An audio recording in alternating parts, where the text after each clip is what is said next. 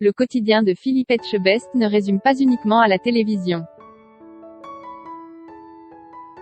Si le chef étoilé est connu du grand public grâce notamment aux émissions Cauchemar en cuisine ou encore Top Chef, il est également à la tête d'un restaurant à Bordeaux, le 4e mur.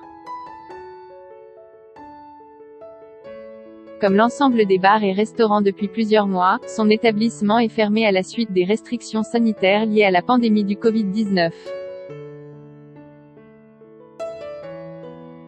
Dans un entretien à Journal de France, Philippe Etchebest a évoqué la situation financière de son restaurant. Au mois de décembre, j'ai réussi à payer mes frais fixes grâce au click and collect et à la vente à emporter. Mais étant donné qu'il n'y a rien eu durant plus de 4 mois, cela reste difficile. Philippe Etchebest est bien décidé à ne pas baisser les bras. Il se réjouit notamment de ne pas avoir eu à licencier du personnel de son restaurant alors que son activité était en baisse. J'avais à cœur de conserver mes effectifs, j'en faisais une priorité.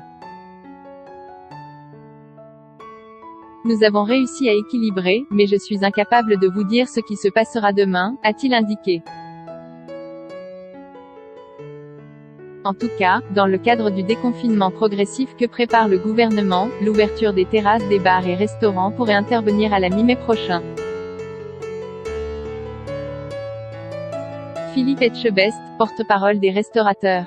Depuis le début de la crise sanitaire, Philippe Etchebest n'hésite pas à enfiler le costume de porte-parole médiatique des restaurants, mettant en avant les conséquences psychologiques et financières qui ont découlé de leur fermeture.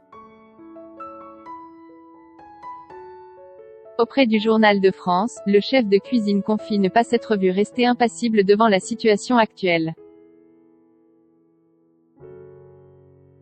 Et d'ajouter, je ne peux décemment pas jouer les sauveurs de restaurants à la télévision et être absent lorsque le cauchemar est national.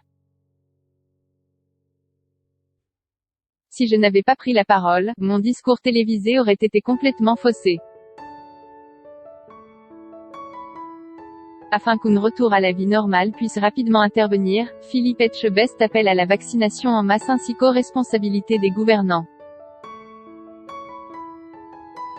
Article écrit avec la collaboration de 6 médias.